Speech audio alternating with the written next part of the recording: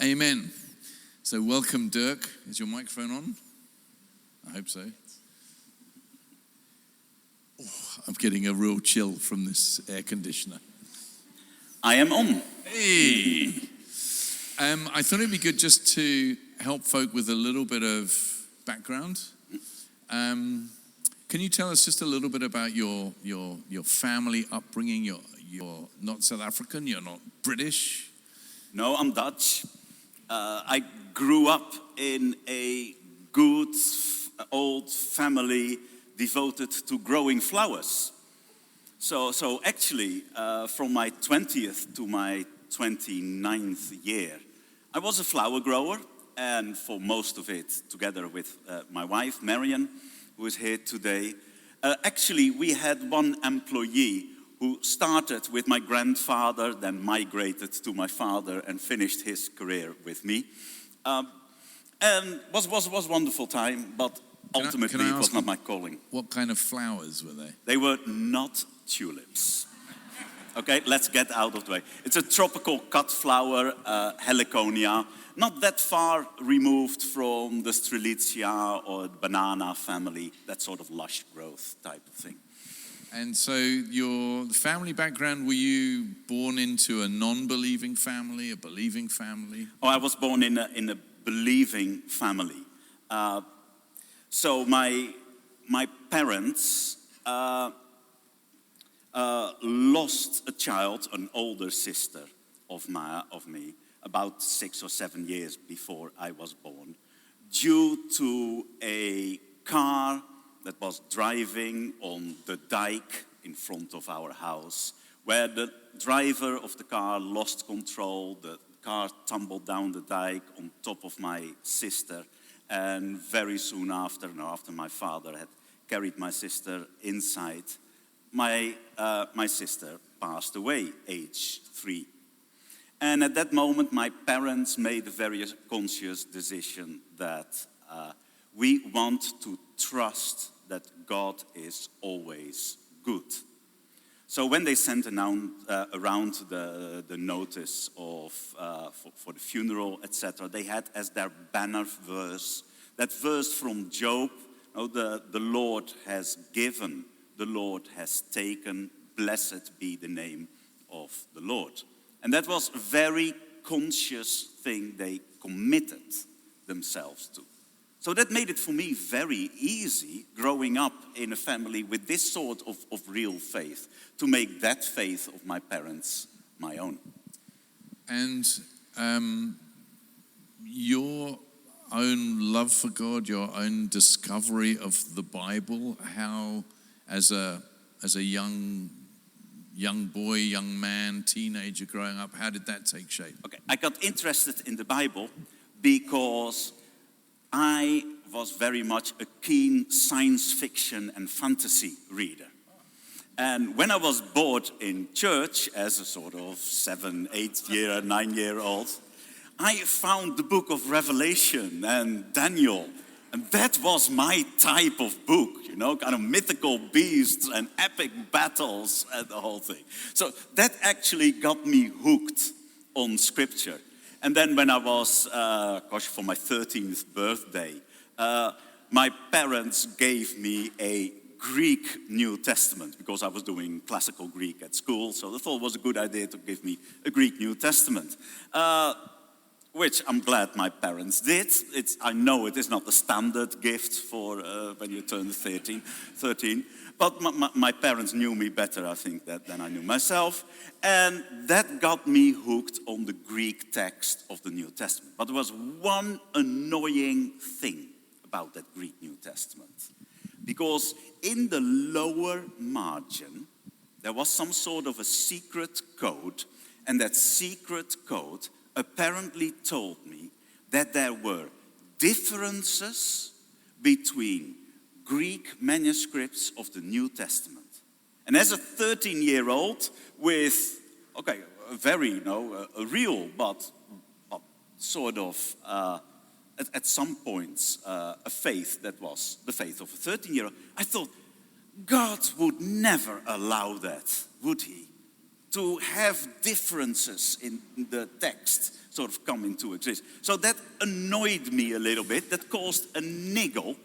And that niggle stayed with me sort of in my days as a flower grower, etc. And when I got the chance to go back to study, I actually sort of thought, yes, that's going to be my focus. And I think for many people joining a church now, we're used to different translations being used. We're used to seeing, some older manuscripts don't have this, or some older manuscripts put this, and it doesn't kind of shake us. Was your church tradition one which said, this translation of the Bible even is like inerrant, there's no mistake, there's no, mistake in there or error in there at all?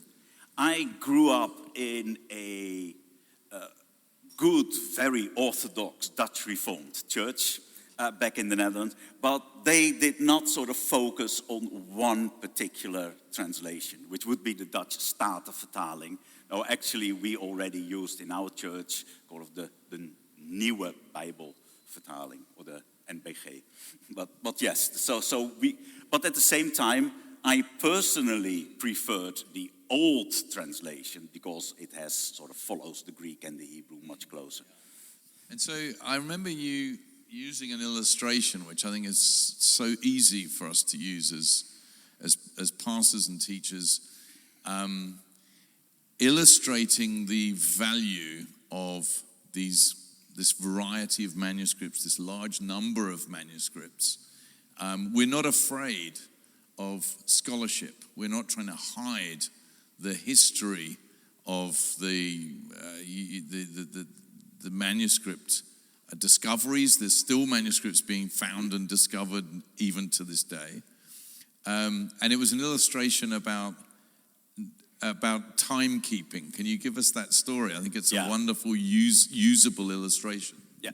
Okay, so imagine we're all here, we're cut off from the outside world, and we want to know what time it is. And it just so happens that there is only one person in the room with a watch. All mobile phones are dead, etc. There's one person in the room with a watch. So what time is it? Well, the time indicated by that one person available. Well then, imagine there are two watches in the room. Both sort of old-fashioned analog watches.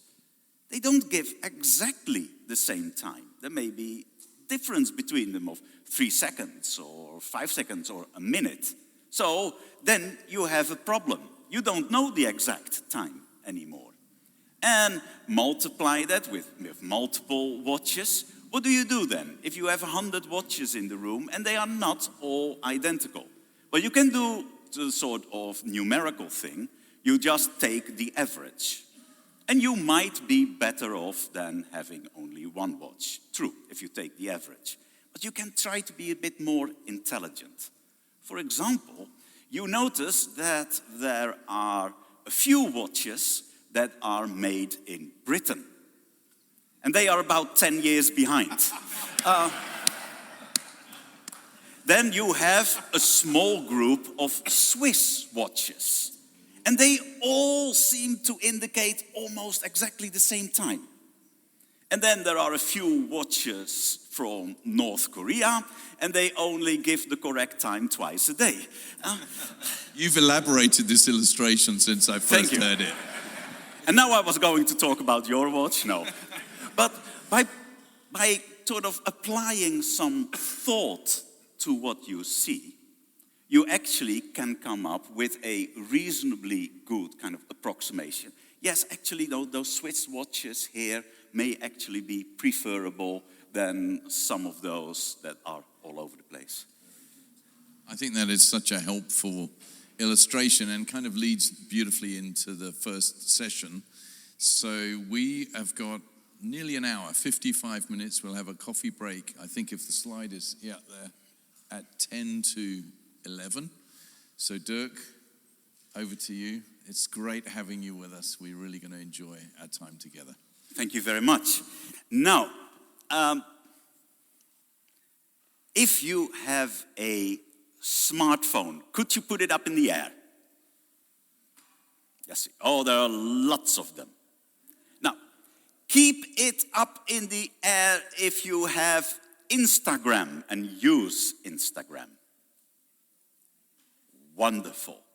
Could I challenge you to subscribe to the research institute that actually sent me here, namely Tyndale House. It is Tyndale and then an underscore, such a lower thing, and then house. So it is not Tyndale House without the line, because that's Tyndale House publisher. They came much later than us. And actually, we wrote them asking them to change name, but clearly they didn't want to. But Tyndale underscore house. It's one of those ways where we can stay in contact with you. And then there is also this, but the link is then on your, if you don't have Instagram or other things. We at Tyndale House love to provide the church, we love to serve the church with those nerdy bits of information around the Bible. Actually, the things from history, etc., that will help you to increase your trust in Scripture, your trust in the historical value of the Bible, but also they can be great nuggets to use in a talk, or they are just for yourself. They can give you one of those aha moments that, oh, that's what it's about. Yes, okay, thank you for this advert bit. Tyndale House makes it possible to do the work that I'm doing, and they also set me free to teach within the University of Cambridge. Now, when I was a child, I never thought about the things that were just there. No, like water from the tap or food in the shops. I didn't wonder where my belly button came from, or how long the road in front of our house had been there, or who made it. No? There are lots of things around us that are simply just there, it seems. We do not wonder about their history, we simply accept their existence. And for many of us, the Bible is one of those things. No? If we are Christians, often we simply accept that it is there. God gave His word. And we do not wonder where it came from, how it got here. The Bible simply is. Now, in 2005, next slide please, the New Testament scholar Bart Ehrman produced a popular work entitled Misquoting Jesus, the story behind who changed the Bible and why. And in the UK, it was published under the slightly less polemical title, Whose Word Is It? Now, Ehrman's idea is that the New Testament was changed after it was initially written. And it was changed to help out in certain theological debates that were raging in the early church. Ehrman claims that the text was adapted so that the New Testament says what people wanted it to say. So a little bit, we had in the UK 20 years ago a report about weapons of mass destruction, which sort of triggered the UK's support for the Second Iraq War. And then later there were accusations that report was sexed up. That was the technical term. Basically, the claims were made more spectacular than actually is. And that seems to have happened, according to Bart Ehrman, also to the New Testament. Now, for many, this was a shock to the system. The Bible, apparently, is not simply one of those things that just is. There is actually a story to be told about how and why it is what it is. And this, of course, the thought that the Bible was changed by certain people in order that it says what they wanted it to say, that coincides neatly with we naturally side with the underdog. Because the Bible we have is the Bible of the winners. And everyone else is the sort of heretics, but they actually may have the truth on their side. It is playing on that notion that the church as a whole is intrinsically wrong, and all the people who are suppressed by the church are the poor victims, and they are the ones who had the original Bible. It is that sort of narrative that is put out. For example, the church was debating at some point the status of Jesus as the Son of God. And the argument is then that the early church adjusted the New Testament to make Jesus more Son of God than the original authors actually stated, all in order to win the debate. Now, the group that emerged victorious are called the Orthodox. Everyone else is labeled a heretic. So that is the narrative we are talking about. Are we sure that the Bible has not been systematically changed? Now, we were looking at the popular books of Bart Ehrman. But if we look at his scholarly work, because he is also a scholar, then we get the quote from Ehrman on the next slide, where it says that the changes appear to be made at random and then not at all with the kind of consistency one might expect. So even the inventor of the whole paradigm of the Bible has been changed, has to admit that the changes do not occur with the kind of consistency one might expect. So the explanatory power of this paradigm is not only extremely limited, but by his own admission, lacks the expected consistency. Now, this in itself should give us enough reason to pause and think, well, perhaps we do not have to take this too serious. However, we are Christians, so just let's face the facts and see if we can apply any intelligent thought to the problem of having multiple watches in the room. So we have 15 centuries of copying the New Testament. Next slide. What happened with the New Testament during those many centuries? It was all copying by hand. There was no printing press. Have anonymous editors actually had a hand in shaping the New Testament? What are the details in the New Testament that are transmitted reliably? And what are the things that perhaps we are less sure about, perhaps less sure than we would want them to be? Now, one of the ways how we think about the general reliability of the text is to point at the number of manuscripts. We have so many manuscripts of the New Testament that we can show that the words are reliable. Yes, but what if those manuscripts actually demonstrate that there are differences between the text, that there are many errors, perhaps so many that we don't know the original anymore? That's what we're going to think about that problem.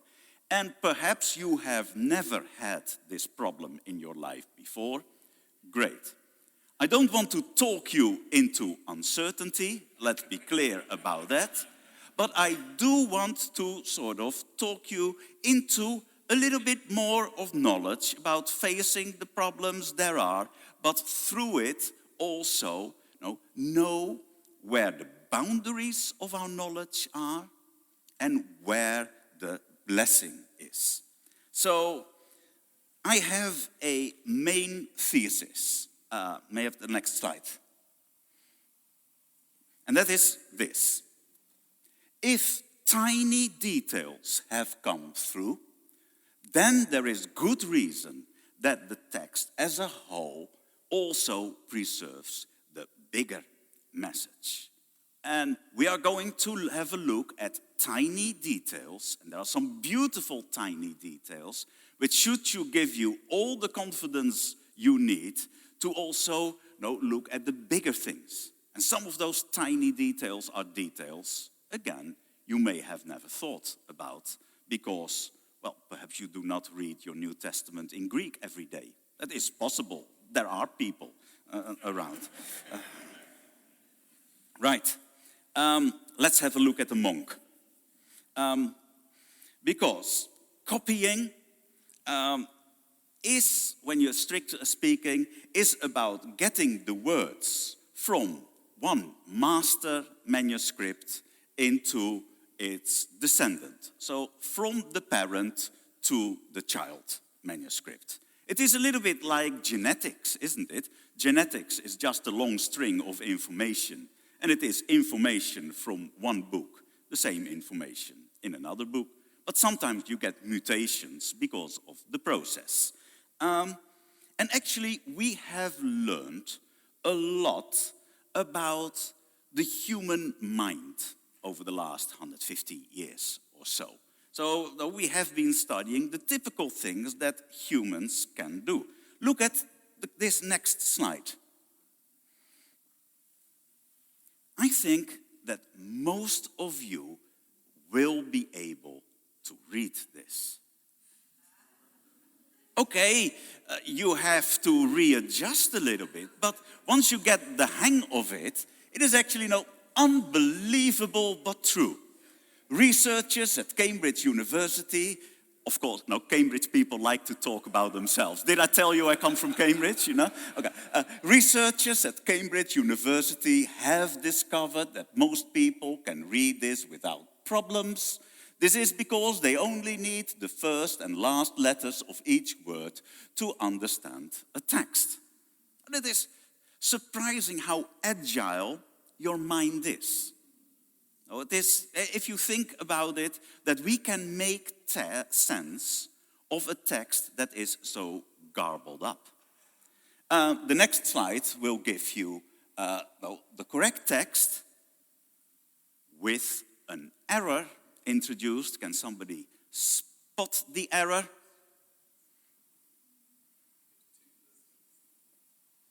Yeah, there may be more than one error. Can we get the next slide?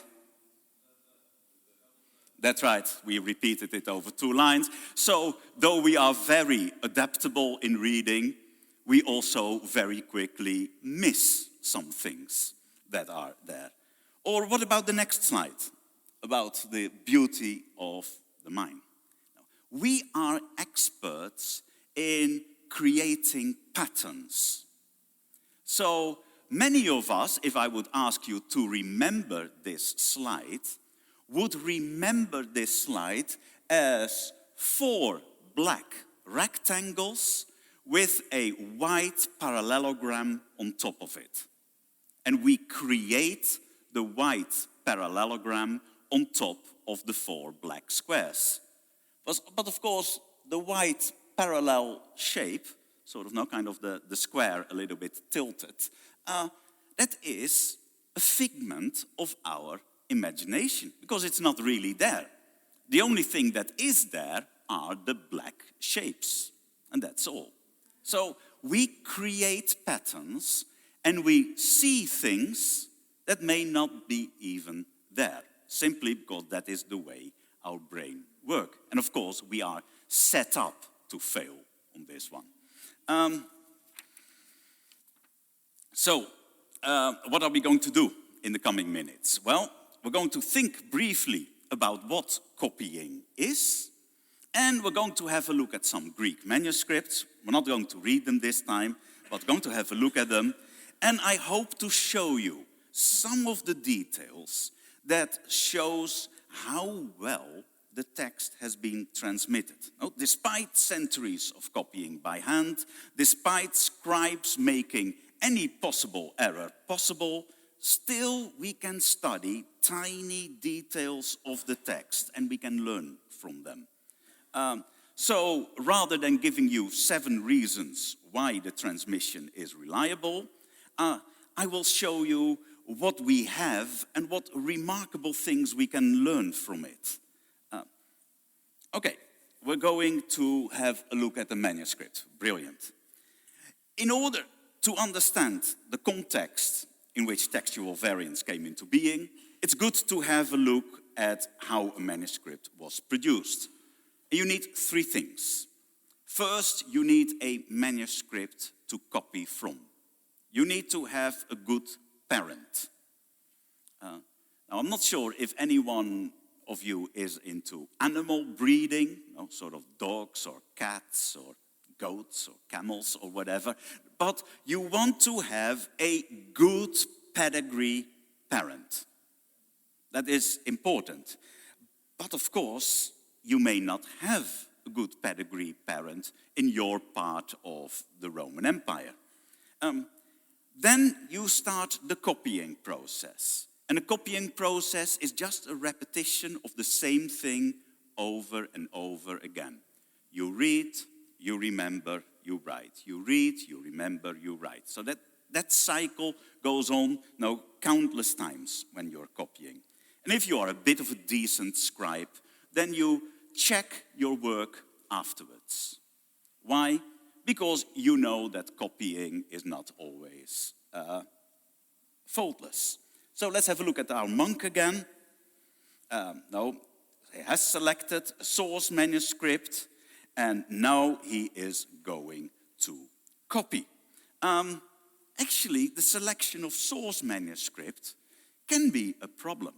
So if you look at Erasmus lived in the early 16th century, and he was the first one to publish a Greek New Testament, a printed Greek New Testament.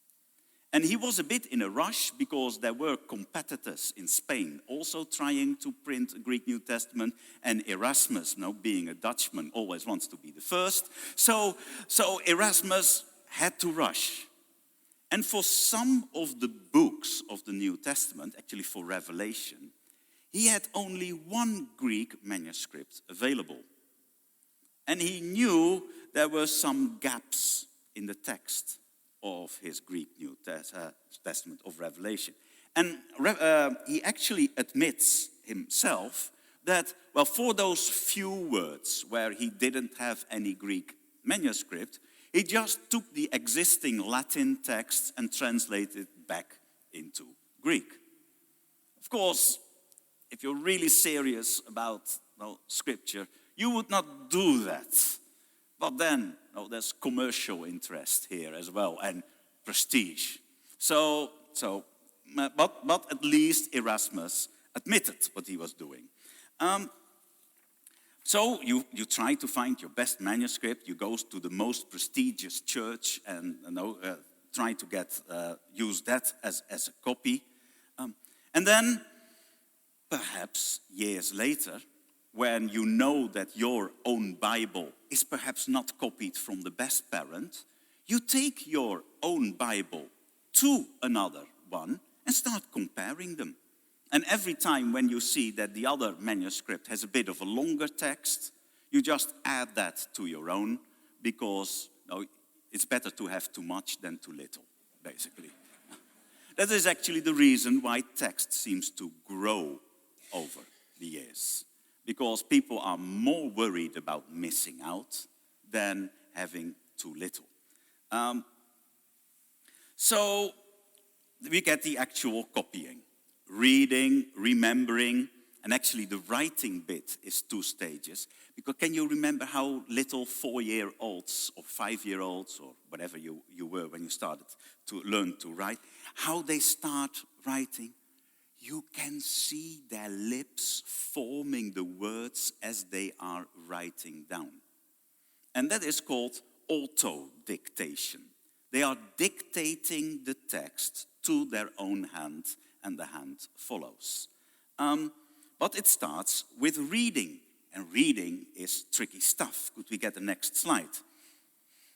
This is an example from 2 Corinthians 1:12, where we have in the Greek manuscripts a variant reading. And the first word at the top under 1 is haploteti, which means with simplicity.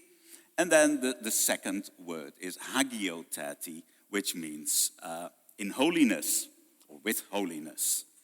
Now, if you look at the 2 Greek words on top there, you could see how easy it is to read one for the other. Because this is neatly printed letters, but if they are written, and you really only need the first and the final letters of a word to make sense, it is easy to read one for the other. So we have here a reading error. It doesn't help us to say which one is original, but it is typically a reading error type of thing. And there are many of those typical reading errors.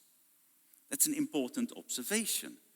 Because does that mean that this variant is the result of some malicious scholars who are changing the Bible in order to say what they wanted it to say? No. Never ascribe to malice what can be explained by incompetence. Yeah? It's a very good rule. Right. Another typical reading error is that when you have written your phrase you have remembered, you go back to the mother manuscript and you start at the wrong spot. And that can lead to amusing things. Can we have the next slide? This is a page from Codex Sinaiticus. It is the oldest complete Greek New Testament we have from the 4th century, safely kept in the British Library. That's one way of putting it, isn't it? But to be honest, the British Library bought it off the Russians in 1930s, who had received the manuscript from a German scholar called Tischendorf, and they had to keep it in their Ministry of Foreign Affairs, because it was found on the monastery in Mount Sinai. They had to keep it in the monastery, or in the Ministry of Foreign Affairs, and they had to seize some of the property of the monastery in Central Europe, and then the monastery agreed to donate it to the Russian Tsar. So that was kind of typical voluntary gift, as you would expect. And by the way, the bishop of the monastery was actually replaced because of that, because there was a rebellion of his monks. It's a wonderful soap story. But it ended up, when Stalin was in need of Western cash, in the British Library, and the manuscript has been on my desk for 2 months, actually. I was employed by the British Library to do some stuff with this manuscript. And what happens in the top right, or bottom low, the bottom right-hand column, is that we have a beautiful repetition. Next slide, please. Because the scribe started in 2 verse 13 with the normal text, and when he had reached 2:14, there was a sequence of 7 letters in verse 14 that is identical to the sequence in verse 13. So he jumped back up without noticing it.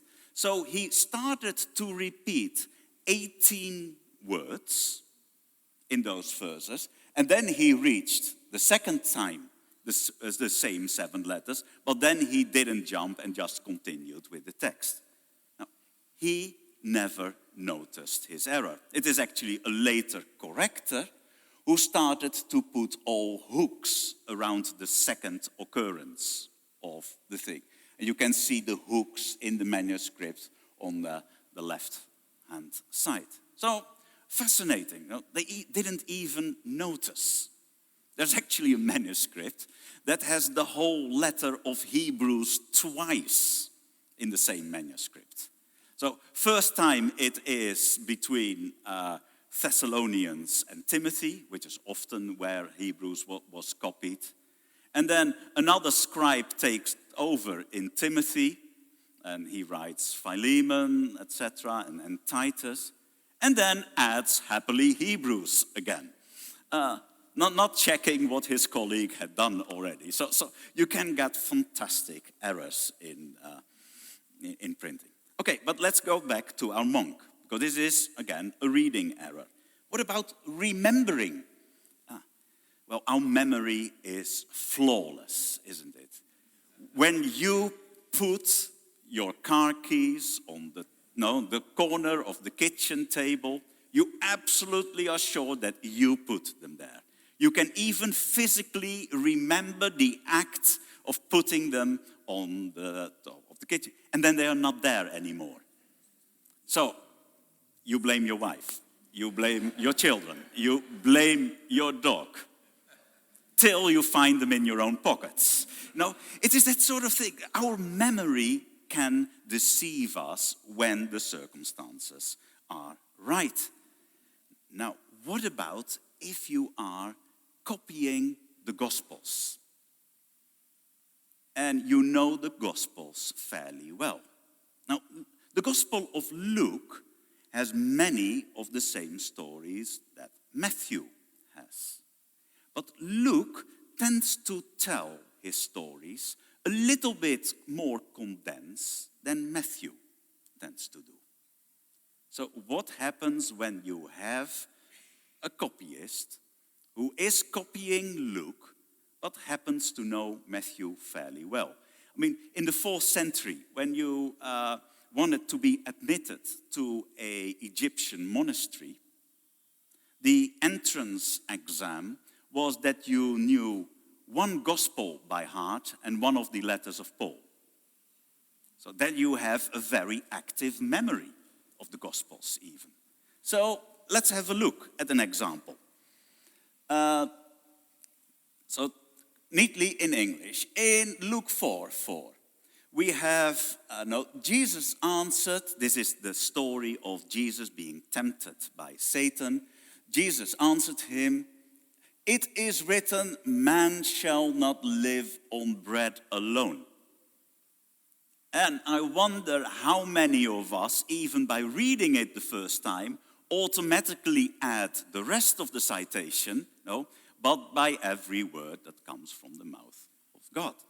And this is indeed what we find in the later manuscripts, as reflected in the King James Version, where man shall not live by bread alone, but by every word of God.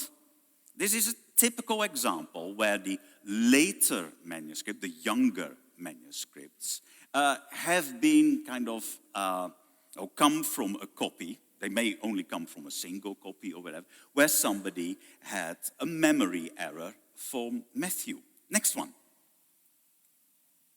Next verse, actually. The devil took him up and showed him all the kingdoms of the world in a moment of time. What do the younger manuscripts have?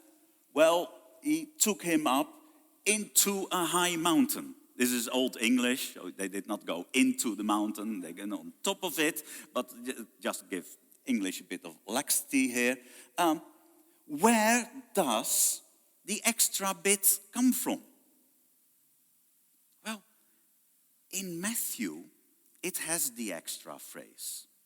In our previous example, where did the extra bit come from? Not but by every word of God. Well, Matthew has that longer phrase. Next example.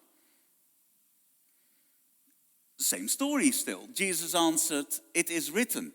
And here we have Jesus answered and said to him, that is just a translation difference, that's not the Greek difference.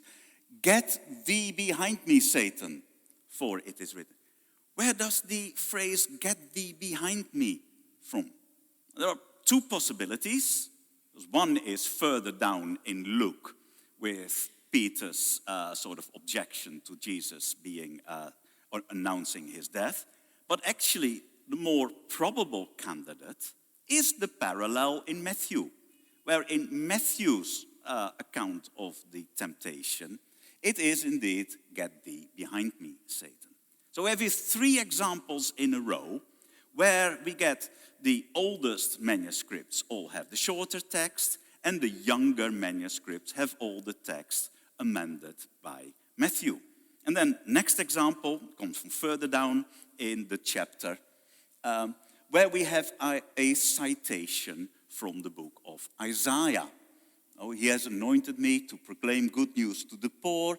He has sent me to proclaim freedom, or to preach deliverance." But then the younger manuscripts have an extra phrase, "to heal the brokenhearted." Now, the extra phrase is absolutely biblical. There is no doubt about it. And Isaiah has these words, so there is nothing wrong with these. But it is not what Luke originally had at this point. I mean, he, as is his style, has a slightly more condensed version without the extra phrase. And just we could continue and compare, for example, the Lord's Prayer as we find it in Matthew and the Lord's Prayer as we find it in Luke. I mean, Luke's one is so much shorter that we almost never read it, because we want to have the longer version of Matthew, the one we know. So they have another example of that stylistic difference between Matthew and Luke. And of course, scribes, in their copying effort, in their concern to provide the text to the church with good wording, will amend it. Right. Next slide. So we have had reading, and we've had copying, and now we are going to dictate to your own hand.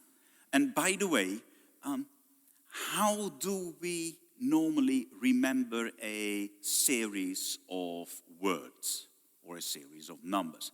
So you are reading something, so you read, for example, half a sentence. And how do you remember that for 3 or 4 seconds?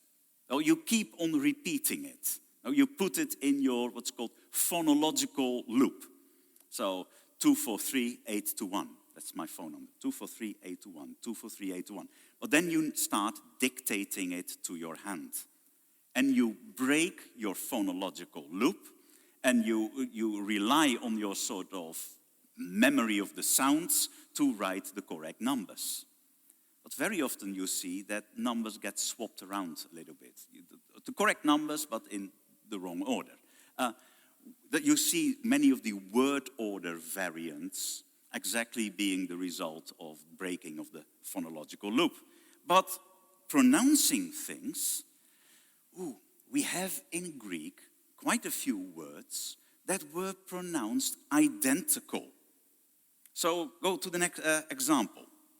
Here we have a papyrus manuscript probably from the 3rd century, contains the letters of Paul, at least most of them. It's a very, very beautiful manuscript. But it has, on the next slide, in its version from Ephesians 5:2, an interesting phonological error. It is a spelling error as the result of speaking text.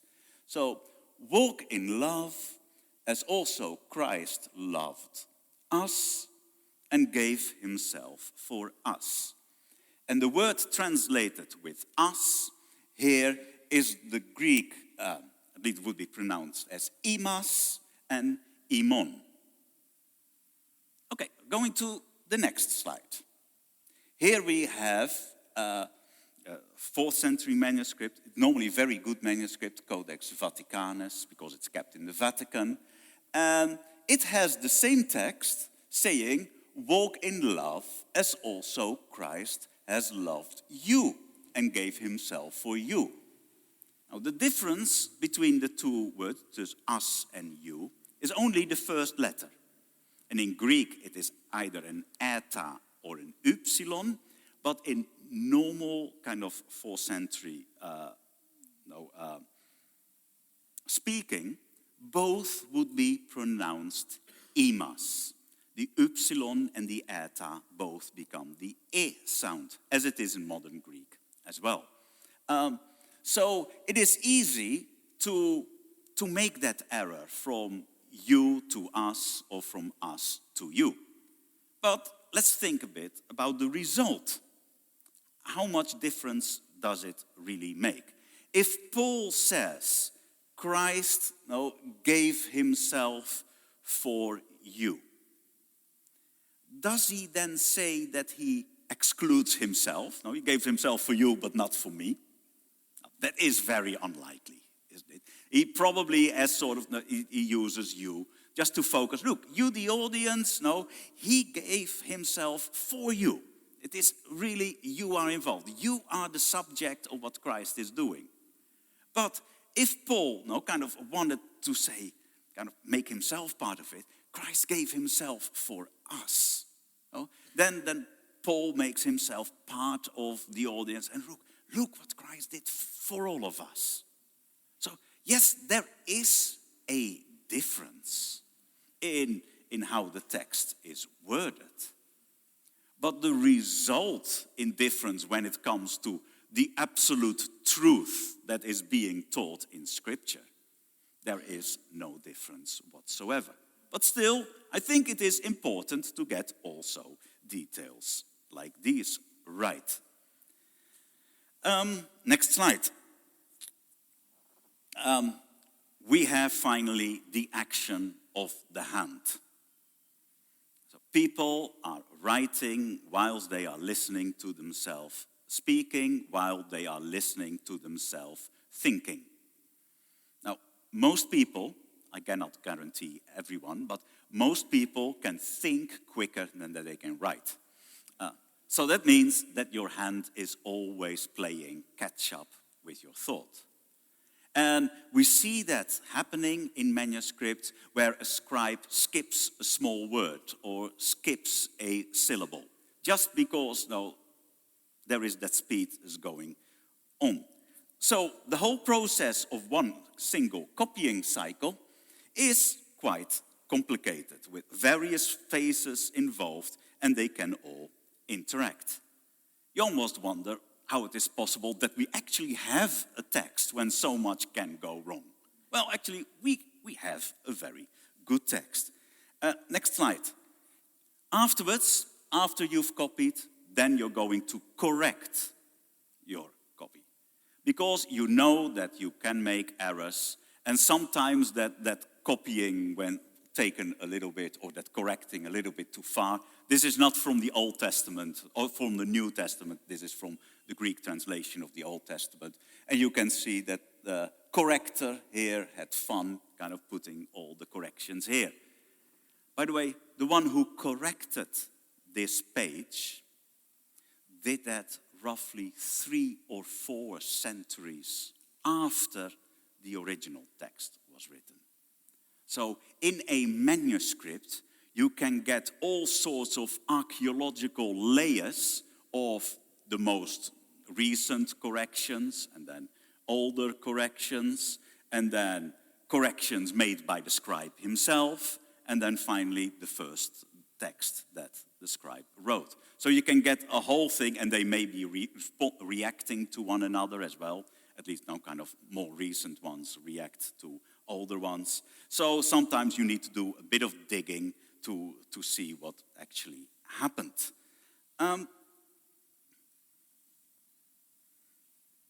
Now, one of the things is that what helps in making sure that the text does not change is when you put it in song, or when you put it in the liturgy, or when it becomes part of the standard reading of something.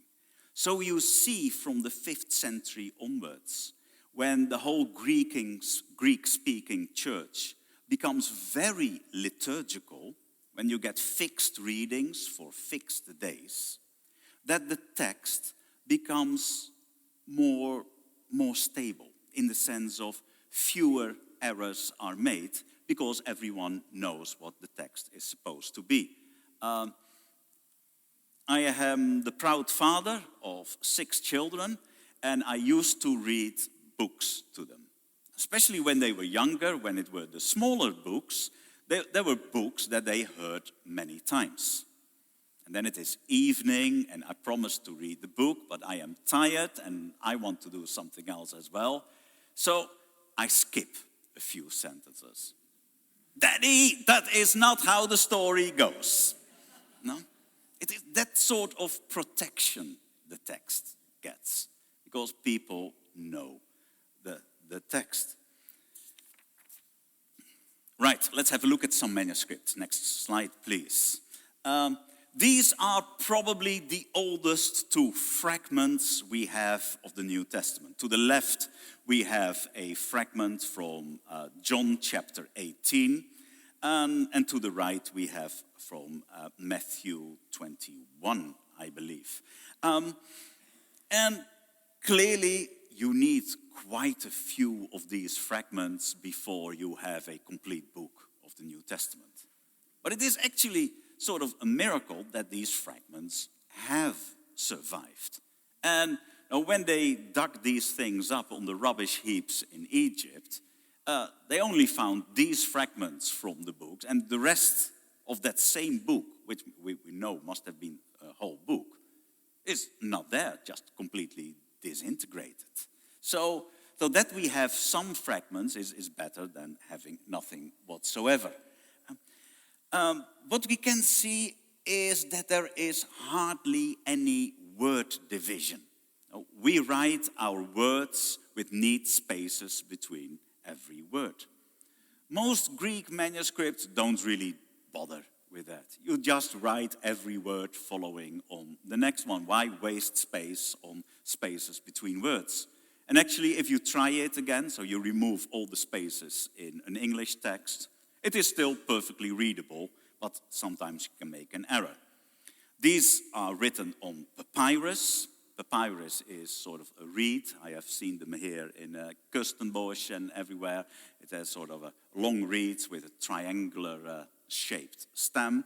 Makes for great, paper, papyrus, of course.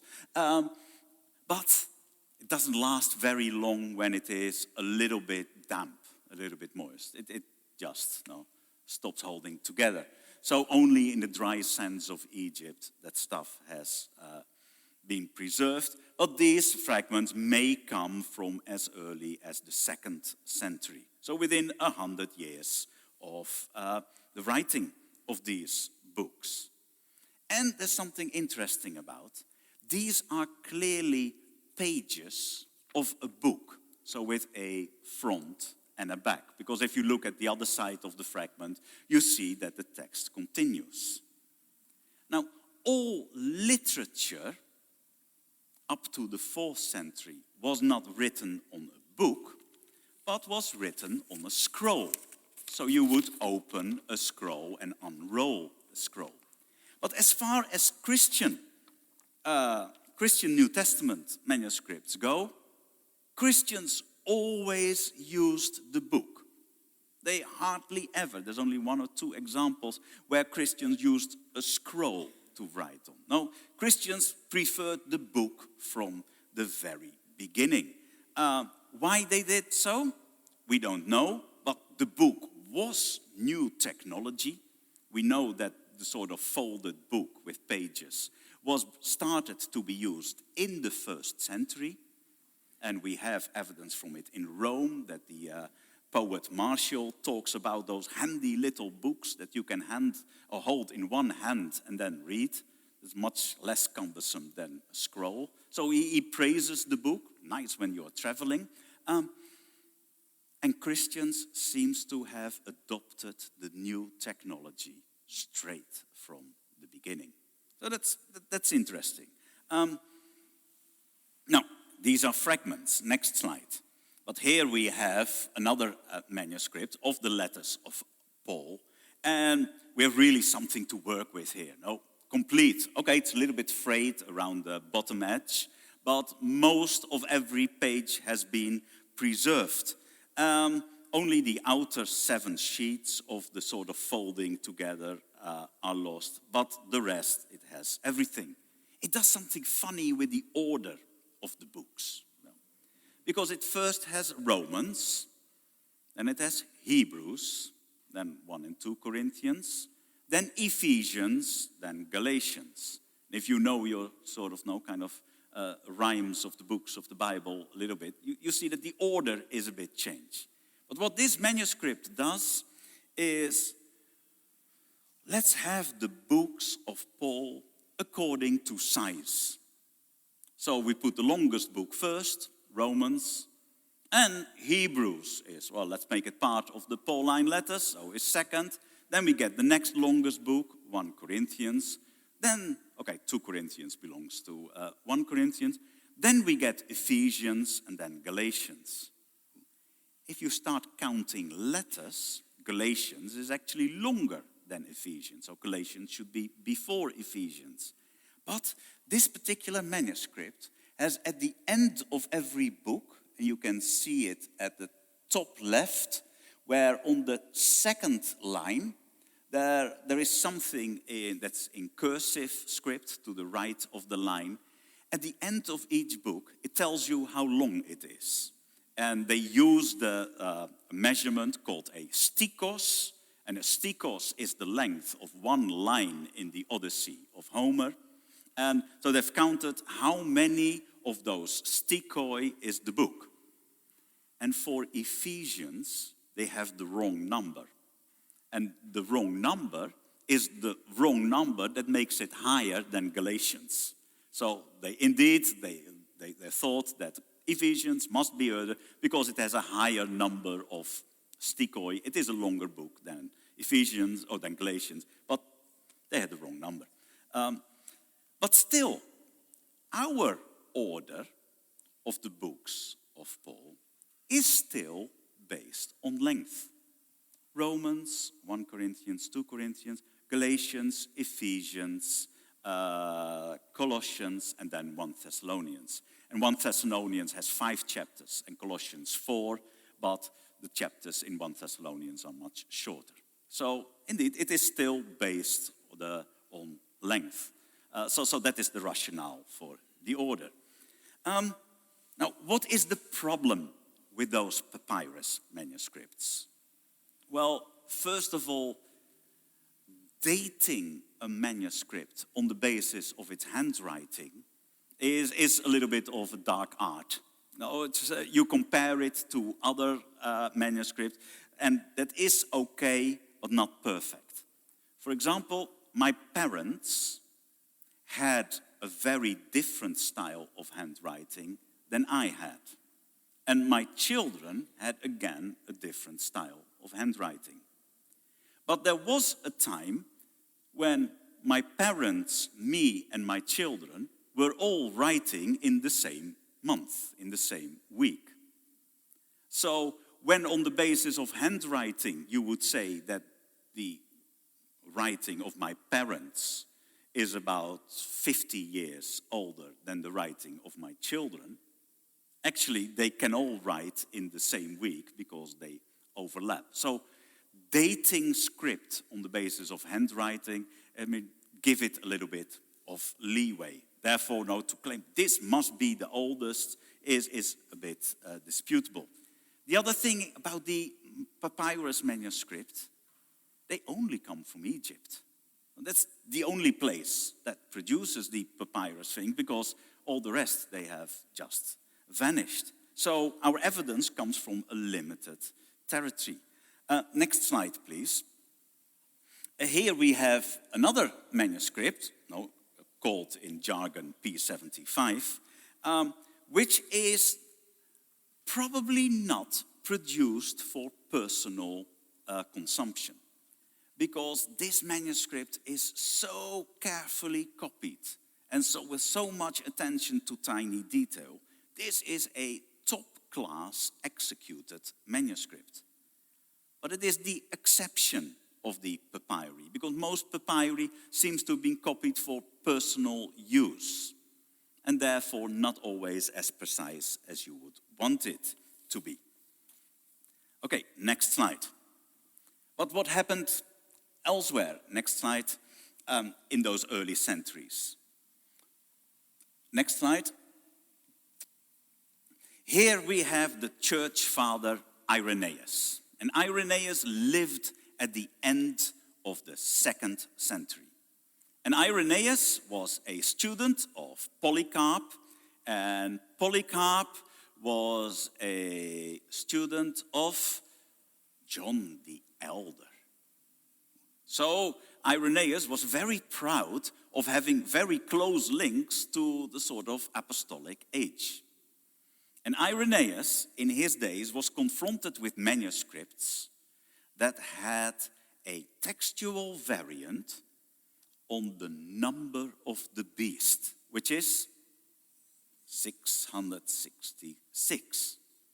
And what he had in his days were manuscripts with 616. Oh gosh, now what is heavy metal going to do? Have to rewrite all the t-shirts? No, gosh, what a disaster that would be. So Irenaeus already discusses this problem. Now this is interesting, because Irenaeus lived 100 years plus after Revelation was written, and already there was this variant going on. So what does he say in good old-fashioned English? Such then being the state of the case, and this number, 666, being found where? In all the most approved and ancient copies. That's interesting. He talks of the most approved and ancient copies. I mean, how old could the most ancient copy of the manuscript be in his days? 100-something years. And then he was almost it. But still, there was already the category in his days of manuscripts that are most approved and ancient. And then he has another argument why it is 666. And those men who saw John face to face, bearing their testimony to it. So basically Irenaeus says, hey, there are people who've seen John face to face, namely my teacher Polycarp, and he tells me it is 666. So there is still the living memory of that number. And then he says also reason leads us to conclude that it is 666. Next slide.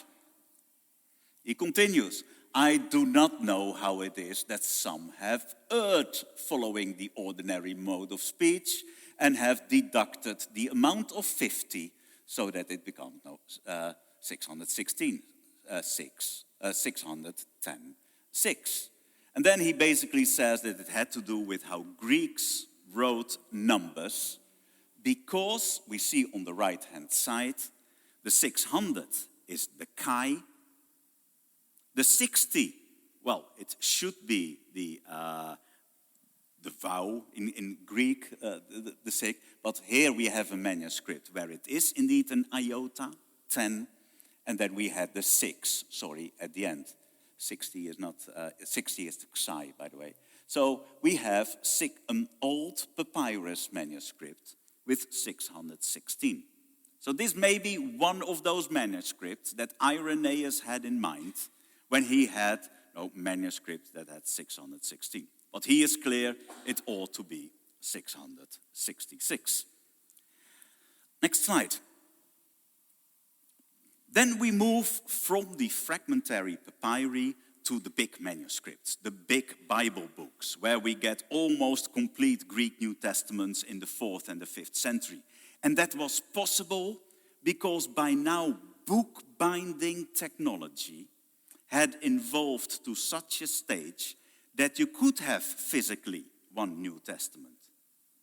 before the end of the 3rd century, you would always have your New Testament in a number of physical copies, because there was not a physical book strong enough to hold one Bible together. And we know a lot about these manuscripts. They've been very well studied. Some of them are better than others, but we are looking at spelling errors. Next slide. We are looking at unique readings. How often did a scribe produce a unique error, etc. We have learned an awful lot about the details of copying from those very big manuscripts. Next slide. By the 8th, 9th century, this was still the type of manuscript produced, everything written in capital letters basically, every letter is individual. But then, next slide, in the 9th century, we get manuscripts. Could we get a next slide? Let's hope so. Yeah, where the writing becomes joined to one another, minuscule script. You can write it quicker, and people preferred this over the old manuscript. Next slide. Here we can compare them. It is the same language, but they use a different way of writing. Next one. So that means that the old manuscripts, in the old-fashioned way of writing, were sometimes reused to write a more modern text on top of them. So here you can see in the dark black ink sermons of a church father called Ephraim. And Ephraim's sermons are written on top of an old manuscript, next slide, that was written in the old script. Now, I am more interested in the old script than in the sermons of Ephraim. So I want to read what's underneath. And that's why you have PhD students. Let them waste their eyes on it for a couple of years so that we can use the result. So that is the value of scholarship. Next slide. We have the era of manuscript copies. And that resulted ultimately in a printed Greek edition. That's the central column. We have the original book, manuscript copies, the only thing basically left to us, and then we make a printed Greek edition. Now, already early on, translations were made into Latin or Coptic or Syriac, and they were made from a manuscript copy. But after we get printed Greek editions, we get translations from Greek printed book into many languages. So, next slide is an example of a printed Greek New Testament, the first one by Erasmus. Next slide. And this one, yes. This was in the days when we started to use movable font. And if you look at the heading at the top of the page, you notice what movable font means. Because during the printing process on the print block, some letters just sort of kind of change position a little bit. It looks a bit wobbly on the left, and on the right we have even an E which has completely collapsed. This could happen with printing, but we have on the left the Greek and on the right-hand side the Latin. Because Latin was the language in which you did all scholarship, and the Greek was here used to make a better Latin text. Next slide. And here we have on top a modern printed Greek New Testament. That's the top line, that's the Nestle Aland text. Then we have on the second one is an image of a printed Greek New Testament that was produced at Tyndale House. I've been working on that one for 10 years. And it gives us the opening of the book of Mark. And Mark starts with the beginning of the gospel of Jesus Christ, and then the words Son of God. But the words Son of God are missing in a few manuscripts. Not many, but in a few manuscripts.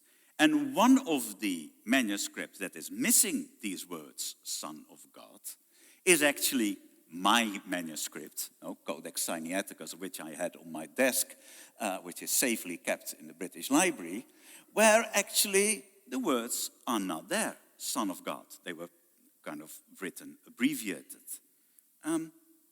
But then an early corrector, actually a colleague of the one who wrote the main text, added the words already in abbreviation in between the lines. You can see that in between the first and the second line. So does this manuscript have it? Yes. Did the first scribe wrote it? No. So it both has it and it doesn't have. Now, by now, kind of the consensus is that those words are indeed what Mark wrote, but have been left out accidentally, probably, because of the abbreviations, multiple times. And that is why multiple manuscripts have left them out. But of course, go back to Ehrman. This makes for great conspiracy theory, isn't it? The beginning of the gospel of Jesus Christ. Oh, let's add the words Son of God to make Jesus more the Son of God than he really is. Because, where else would Mark write that he is the Son of God? Well, quite a few times, actually. Quite a few times without a textual variant. The confession of the centurion at the foot of the cross. Truly, he is the Son of God. Or what about chapter 1 at the baptism of Jesus, where we get the voice from heaven, "This is my beloved Son." Well, can Mark be more clear than that? No textual variant there, by the way. So if it was to kind of to make Jesus more the Son of God or not, no, never ascribe to malice what can be explained by incompetence. And again, it works quite well here. Of course, there is a difference. So let's assume for a moment, I don't think it's true, but let's assume that the words are not there. Then the reading strategy you would use for Mark is, okay, we set out Jesus is the Christ, and now we are going to learn by reading the gospel, we're going to discover that he is the Son of God. So that would probably be a possibility when those words are not there.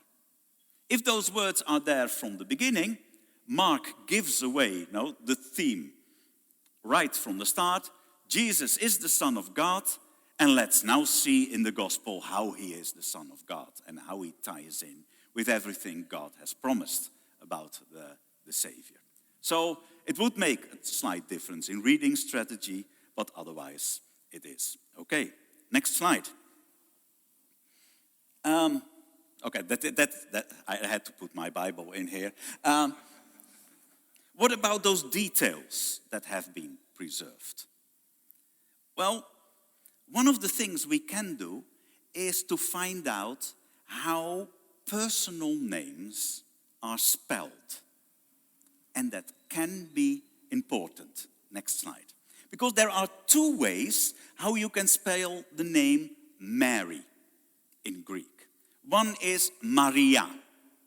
And that's a good Greek word. You can inflect it. Kind of in a genitive, dative, accusative. Maria is a good Greek name.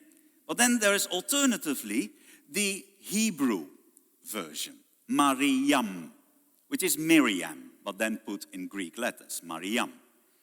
And if I am not mistaken, the difference between those names becomes important in John 20.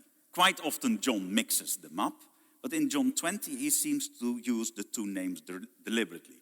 Because early on Easter morning, Mary Magdalene goes to the tomb and she sees an empty tomb.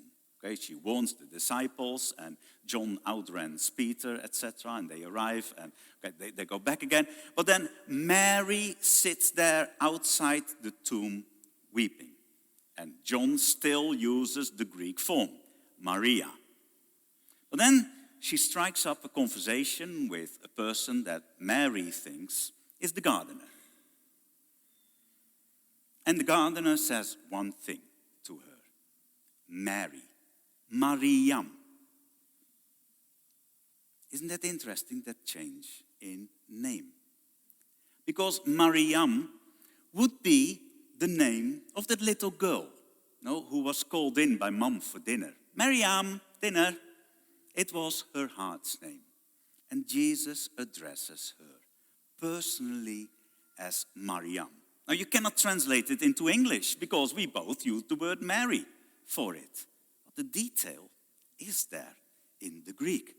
And then Miriam turns around and says in Aramaic, Rabboni. Hey, wait a minute, who started it? Who started speaking in Aramaic? It was, of course, Jesus himself calling her as Mary, Mariam. And that's the beauty of one of those tiny details of the New Testament. This is sort of things we can recover and we can marvel in it. And of course, there is the lesson for us that indeed God calls each of us in our heart by our heart's name in order to draw us in. Everyone, I think, should have their favorite detail of the New Testament, just in order to be able to share. I think one of my favorite details is in John 21. Next slide. Where we have John 21, after the resurrection, Jesus appears to his disciples at the Sea of Tiberias, Lake of Tiberias, and he tells them they had gone fishing, had caught nothing, and then Jesus tells them to throw out the net again, and they catch 153 large fish. Then Peter is his usual self, throws himself in the sea. He actually has to swim to the shore. He doesn't walk over water this time, and gets to Jesus. What does he see when he comes to land? There is already a charcoal fire there. There is already the fish on top of it. Why the charcoal fire? No?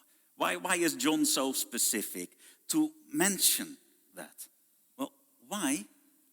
Because what happened 3 chapters earlier. When Peter was on his way to betray Jesus 3 times.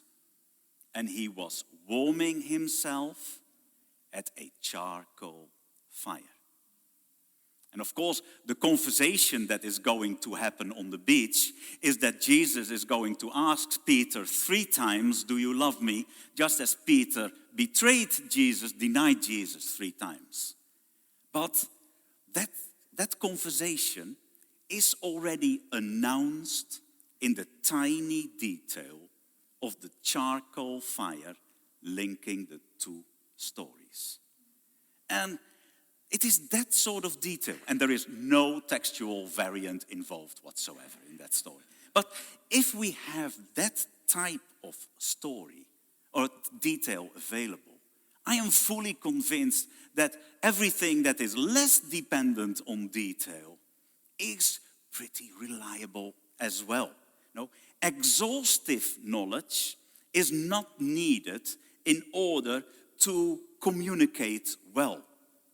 If you are in a busy restaurant and you have dinner with a loved one and you only hear about 80% of what they're saying, you can still have a very sensible conversation as long as you do not miss the word not. Because that can be lethal. But otherwise, no, you can have good conversations. But it is, of course, the more precise you are hearing, the more precise becomes your understanding of the other. Next slide. You can compare it to a tapestry. Let's see, here we have a tapestry. And if there is a single thread missing, or if there is a cigarette burn something, the overall image is still very, very visible. If for whatever reason you need to zoom in, yes, then you might have a problem. But the main message is there. Or, next slide, what about seeing a map? We are here in Jubilee Church, and you want to get traffic directions, so you zoom in. Next slide. This is not a very helpful zooming in. Next slide. And we have zoomed in, but we have not gained any information. Next slide. What we want when we zoom in is to get something like this, or next slide, even something like this. We want to zoom in to get better information. Now, for most practical purposes, we do not need to zoom into an incredible detail on the text of Scripture. But sometimes we may want to. For example, if you are a nerd and want to concentrate on the tiniest details of Scripture so that the tiniest details are shown to make the big picture even more beautiful. So that is indeed what's happening. But the main takeaway point of this morning first is at least this, that if so many of the tiny details have survived the copying process unscathed, then you are justified to trust that the big story of the Bible is all there for us to enjoy, to explore, and to marvel at. Okay. Thank you very much.